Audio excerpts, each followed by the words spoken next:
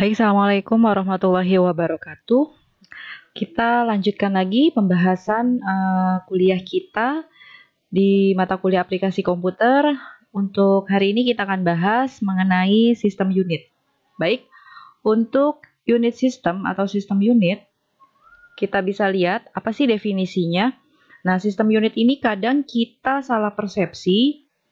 Kita sering menyebutnya sebagai CPU. Nah, jadi kotak yang berisi komponen elektronik yang bentuknya kotak untuk PC itu sebenarnya adalah unit system atau ditranslatekan dalam bahasa Indonesia adalah sistem unit. Nah, isinya apa saja? Di sana adalah komponen elektronik yang digunakan komputer untuk memproses data, di mana di dalamnya memang ada salah satu komponen yang namanya CPU atau prosesor. Nah, di sini kita bisa lihat ada beberapa komponen yang nanti kita bisa cek bersama ya. Nih, misalkan kita bisa lihat sebentar. Saya akan tunjukkan untuk beberapa contoh dari si sistem unit atau unit system ya. Nah, untuk PC di sini sistem unitnya. Bisa lihat ya teman-teman. Nah, di dalamnya ini adalah ada komponen-komponen komputer, diantaranya adalah prosesor, kemudian power supply yang dimana komponen tersebut digunakan oleh si komputer untuk bisa memproses data menjadi suatu informasi. Kemudian untuk yang Apple, nah di sini di bagian bawah ini ada sistem unitnya. Kemudian untuk kamera, nah ini kamera di dalam sini ada sistem unitnya. Untuk laptop, nah bagian di sini, nah ini di dalamnya ada berbagai macam, ada hard disk gitu ya, ada fan dan lain-lain yang bentuknya memang lebih kecil dibandingkan si komputer yang berbentuk PC. Kemudian untuk yang lainnya ada handphone di belakang, bagian belakang nih kalau teman-teman mungkin buka, maka bisa lihat ada baterai ya. Kemudian yang lainnya pun masih ada. Nah, kita bisa lihat untuk salah satu game controller pun sama, dia ada sistem unitnya atau unit sistemnya. Yang berikutnya kita akan bahas mengenai sistem unit untuk PC desktop ya. Nah, di sini kita bisa lihat beberapa komponennya yang ada dalam si unit sistem desktop. Jadi ini kalau misalkan kita buka, nah di dalamnya ini ada bagian atau komponen-komponen di mana nanti semua komponen inilah yang bekerja untuk bisa memproses data. Nah, ini yang kita sering sebut dengan CPU. Ya. Jadi CPU ini nama lainnya atau sebutan mungkin sering kita dengar, kita menyebut satu kotak ini CPU. Nah, itu adalah hal yang salah. Yang benar adalah ini adalah unit system. Nah, di dalamnya ada si CPU atau prosesor. Kemudian bentuk memori, nah ini ya, biasa ya kita sebut dia juga dengan RAM. Nah, kemudian di bagian dalamnya ini ada fan, kemudian video card ya, kemudian ada sound card, nanti nyambung ke depan. Nah, ini ada hard disk, kemudian ada power supply. Power supply ini inilah yang memberikan tegangan ya, sumber arus untuk semua komponen-komponen yang ada dalam si sistem unit. Yang berikutnya ini adalah kita akan bahas mengenai motherboard. Nah, jadi untuk bagian unit system kalau kita buka, kita bongkar, ini adalah salah satu dari komponen yang penting karena ini adalah sirkuit utama pada sistem unit. Nah, namanya mother. Jadi memang kalau ini sudah rusak, wah ya udah diganti aja mending semuanya ya komputernya. Nah, dalam si motherboard kita bisa lihat ada beberapa slot. Yang pertama ini namanya slot untuk si prosesor atau CPU. Kita bisa sebut tadi kotak kecil tadi ya. Kemudian ini slot untuk memori atau RAM. Kemudian ini untuk adapter card, ada bagian-bagiannya. Nah, ini satu papan ini adalah namanya motherboard. Nah, di dalamnya ada komponen elektronik yang lain yang masih banyak ya. Ada IC. IC ini biasanya bentuknya seperti nah, chip-chip seperti ini ya. Nah, ini dia biasanya kalau kita cabut ada geriginya ya. Kemudian ada lagi yang bentuk lainnya. Sebentar. Kita bisa lihat. Oke, sebentar. Nah, ini contohnya nih kapasitor ya. kapasitor. Nah, jadi banyak sekali komponen-komponen elektronik yang dipakai atau yang dirangkai di motherboard ini. Jadi makanya disebut dengan papan sirkuit utama. Berikutnya kita akan bahas mengenai prosesor. Nah, prosesor ini adalah bagian terpenting dari suatu komputer yang mungkin kalau kita sebagai manusia, prosesor ini adalah otaknya. Otaknya manusia ini adalah si prosesor ya. Jadi kalau misalkan bermasalah prosesornya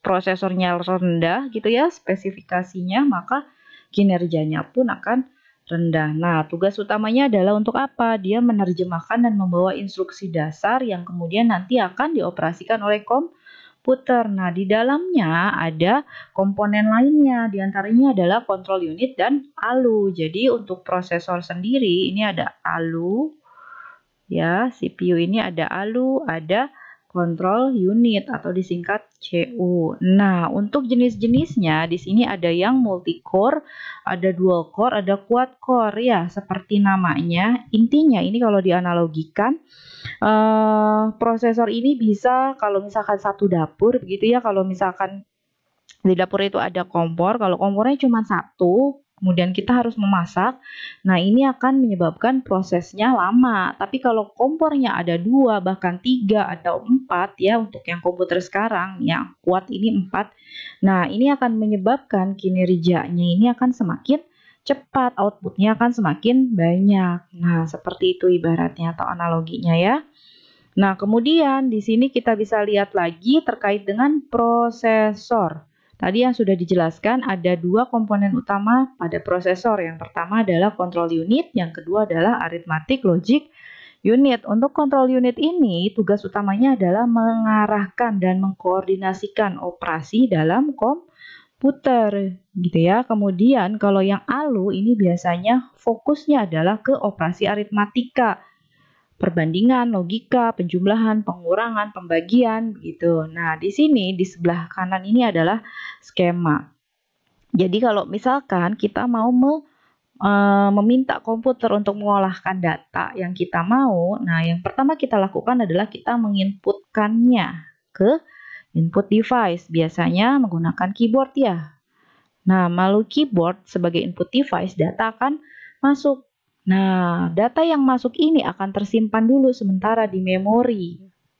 Nah, kalau sudah tersimpan di memori, berikutnya di sini kita bisa lihat dia akan selanjutnya akan mengirimkan instruksi dan data tersebut ke si prosesor.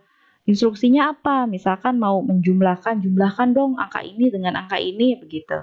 Instruksinya akan dikirimkan ke prosesor, kemudian datanya juga akan dikirimkan, nanti hasilnya informasinya akan dikirimkan balik ke memori, lalu nanti akan dikirimkanlah ke output di device. Output device ini contohnya apa? Contohnya misalkan layar atau screen ya, dari si komputer. Nah, nanti hasilnya akan muncul di sini. Misalkan kalian mau mengalihkan 15 kali 10. Nah, 15 kali 10-nya dimasukkan dulu melalui keyboard, lalu nanti akan disimpan di memori sementara, lalu akan diproses di prosesor. Hasilnya atau berupa informasi ini akan dimunculkan di screen. Nah, berikutnya di sini kita bisa lihat informasi yang tadi sudah diolah gitu ya oleh si prosesor ini akan dimunculkan ke output device dan dia juga bisa disimpan dalam storage device. Storage yang dimasuk ini bisa berupa hard disk begitu ya. Nah, jadi ini memori eksternal ya, atau mungkin bisa juga berupa flash disk gitu ya. Nah, ini lebih jauh lagi. Jadi seperti itu.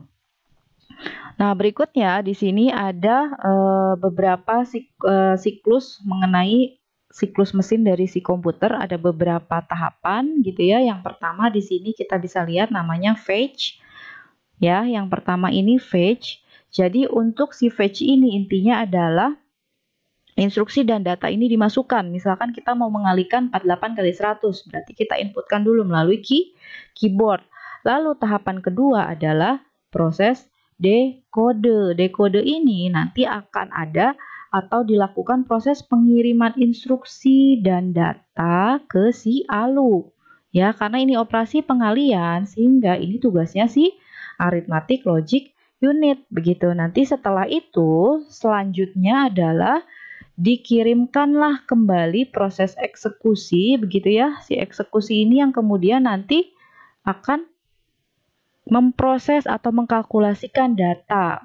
100 kali 48 berapa ya? Oh, ternyata 4.800. Sudah ada hasilnya, lalu kemudian dimunculkanlah di layar. Nah, ini bisa disimpan atau dimunculkan di layar. Jadi seperti itu. Nah, ini namanya adalah tahapan mesin satu siklus mesin ya.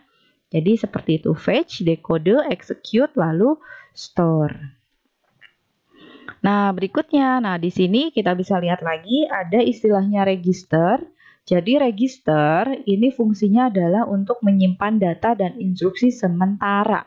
Ya, jadi kalau kita menginputkan suatu data ke suatu komputer, data tersebut akan secara otomatis tersimpan dalam suatu register. Nah, register ini adalah penyimpan sementara. Jadi kalau misalkan tiba-tiba komputer atau laptop kita mati, ya sudah, datanya juga akan otomatis hilang ya, tidak akan tersimpan.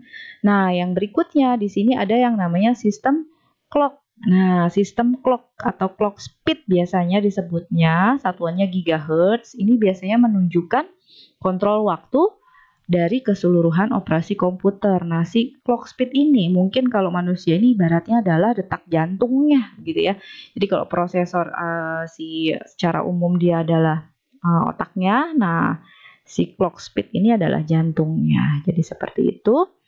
Kemudian ini nanti teman-teman bisa baca mengenai produsen terkemuka dari chip prosesor. Biasanya yang terkenal atau banyak sekali digunakan ini yang pertama adalah Intel, lalu yang kedua adalah AMD. Nah, ini kita bisa lihat ini sebagai manufakturernya atau pembuatnya. Kemudian di sini jenis-jenisnya yang tadi sudah dijelaskan mengenai tipe quad core kah, dual core kah gitu ya. Kemudian ini ada namanya ya. Nah, ini jenis-jenisnya. Ini untuk server, ini untuk yang desktop, PC, kemudian ini untuk yang notebook ya. Berikutnya, nah ini mengenai representasi data. Jadi sedikit saya jelaskan bahwa sistem komputer ini tidak menggunakan sistem bilangan desimal ya.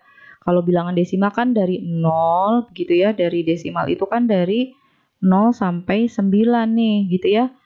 Nah, untuk komputer dia representasi datanya ini berupa data digital kalau sekarang ya. Nah, ini hanya ada dua kondisi. Nah, ini kita biasanya menyebutnya dengan sistem bilangan biner. Dia hanya ada dua kondisi, 0 dan 1. Nah, kalau dulu mungkin sistemnya masih berupa analog. Nah, kalau yang analog bedanya apa sama digital? Kalau analog dia sinyalnya kontinu. Ya, kemudian bervariasi juga, beda-beda, banyak sekali variasinya ya. Kemudian untuk digital ini hanya dua kondisi, hanya 0 dan 1. Makanya di sini kita akan identik dengan bit dan byte ya untuk proses penyimpanan data pada komputer. 1 bit, 1 byte ini sama dengan 8 bit. 8 bit ini contohnya seperti apa sih? Ya, misalkan kita bisa nulis di sini 0110. Ini 4 bit. Kalau kita tambah lagi 100, nah ini adalah 8 bit atau 1 byte ya. Kemudian, nah ini contoh dari sirkuit komputer yang tadi intinya adalah ini hanya dua kondisi. 1 itu biasanya on, 0 itu adalah off. Ini yang tadi saya sampaikan. 8 bit itu adalah merepresentasikan data ya, di mana 1 byte ini terdiri 8 bit. Nah, kemudian data juga kadang kita merepresentasikannya dalam bentuk kilobyte dan sebagainya ya. Berikutnya, nah ini untuk sistem bilangan, kita akan identik dengan yang namanya ASCII atau American Standard Code for Information Interchange yang biasanya digunakan untuk pengkodean data. Jadi di balik kita menggunakan komputernya, ada banyak sekali kerumitan-kerumitan yang harus diselesaikan begitu ya. Dimana di sini kita bisa lihat angka 0, ternyata angka 0 ini bilangan aslinya 0, 0, 1, 1, 0, 0, 0. Huruf A besar dengan huruf A kecil itu juga beda. Representasi datanya dalam bentuk ASCII. Nah, ASCII ini kita bisa lihat dia merepresentasikan bilangan biner ya. Kemudian berikutnya adalah memori. Seperti namanya, memori ini adalah untuk mengingat, menyimpan data ya. Jadi di sini kita bisa lihat memori ini fungsi utamanya biasanya yang pertama, dia untuk menyimpan sementara dulu nih instruksi yang akan dieksekusi oleh si prosesor. Kemudian untuk menyimpan data yang dibutuhkan oleh instruksi. Kemudian yang terakhir adalah untuk menyimpan hasil pemrosesan data. Berikutnya di sini kita bisa lihat. Nah, yang pertama, ini yang penting ya. Memori ini untuk menyimpan tadi sistem operasi dan perangkat lunak, kemudian program aplikasi dan data beserta informasi yang sudah diolah oleh si komputer. Jadi 3 ini adalah peranan penting dari si memori ya. Berikutnya, setiap lokasi memori ini punya alamat. Ya, kenapa harus punya alamat? Ya, karena kalau kita mau akses, kita harus mengakses alamatnya dulu gitu. Kayak kita mau mengambil atau mengirimkan barang, kita harus tahu mau dikirim kemana barang itu. Kalau enggak, ya nyasar. Kalau misalkan udah nyasar, lah bingung mau nyarinya di mana itu data. Jadi, si memori itu punya alamat. Sehingga nanti pada saat kita mau mengambil data itu, kita bisa mencari alamat memorinya. Nah, sehingga nanti kita bisa pakai lagi data yang sudah tersimpan di memori ya. Nah, nanti teman-teman bisa lihat di sini untuk memori size-nya ini ada yang kilobyte ya, ukuran eksaknya ini 1024 ya. Nah, kemudian untuk megabyte mungkin mirip dekat ke sejuta, tapi sebenarnya eksaknya ini enggak 1 juta plek, tapi 1048.576 sampai dengan yang terabyte ya. Makin besar. Nah, kemudian tipe dari memori ini ada yang volatil, ada yang non-volatil ya. Untuk yang volatil, seperti namanya volatil ini kan artinya menguap ya. Jadi kalau misalkan volatil ini, kalau misalkan listrik mati, ya udah datanya yang tersimpan pun hilang. Contohnya apa? RAM atau Random Access Memory. Kalau yang non volatil kebalikannya, kalaupun misalkan listrik mati ya data masih tersimpan dengan aman. Contohnya ROM, read only memory, flash memory, dan CMOS ya. Nanti teman-teman bisa baca apa yang dimaksud dengan ketiga hal tersebut. Nah, ini contoh dari RAM, ada 3 jenis, ada DRAM, Dynamic RAM, kemudian SRAM atau Static RAM, sama MRAM ya. Ini adalah variasi dan beberapa karakteristiknya. Nanti silahkan dibaca ya. Nah, kemudian ini chip RAM ya, memori atau RAM atau Random Access Memory. Nah, kita bisa lihat ukurannya kecil ya, memang ya. Nah, di sini slotnya sudah ada di motherboard, kita tinggal pasang.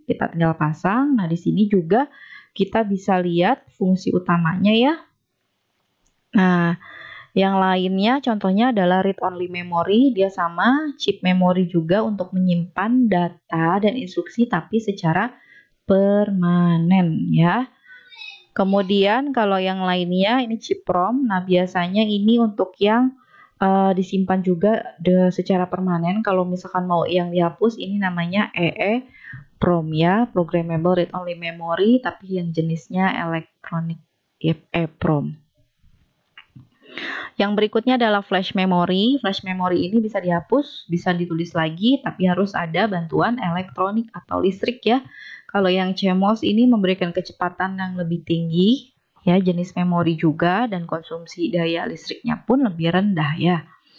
Nah, ini mengenai access time. Access time ini artinya apa? Ini adalah jumlah waktu yang dibutuhkan oleh si prosesor untuk membaca dari memori. Nah, kita bisa lihat satuannya kita bisa lihat sampai dengan nanosecond ya.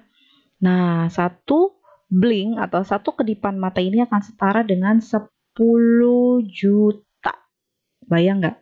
10 juta operasi. Kalau sekarang lebih canggih lagi gitu ya, karena semakin maju teknologi ya. Jadi seperti itu access time. Satu blink atau satu kedipan itu bisa 10 juta operasi. Operasi atau siklus time atau siklus mesin yang tadi sudah dijelaskan yang dimaksud ya. Nah, kemudian untuk yang berikutnya adalah expansion slot. Nah, expansion slot ini biasanya berupa soket untuk menyimpan adapter card. Nah, adapter card ini biasanya nanti terhubung ke sound card sama video. Kalau misalkan kita mau menghubungkan ke komponen lainnya, misalkan ke mikrofon, ke headset, begitu. Nah, itu harus ada komponen yang namanya adapter card ya. Kemudian ada lagi jenis removable flash memory, namanya USB flash drive atau kita biasanya mengenalnya dengan flash disk gitu. Ada juga PC card ya. Kemudian ada memory card yang biasa digunakan di kamera ya. Berikutnya port dan konektor. Port ini biasa disebut dengan slot atau daerah periferal. Periferal ini maksudnya adalah lingkungan luar, lingkungan di luar komputer supaya bisa berkomunikasi dengan komputer. Nah, ini biasanya ada yang disebut dengan jack. Nah, misalkan kita mau menghubungkan dengan mikrofon atau headset gitu ya. Sementara untuk konektor biasanya nanti dihubungkan atau dikoneksikan dari kabel ke suatu port yang ada di komputer kita. Misalkan ada USB port gitu ya.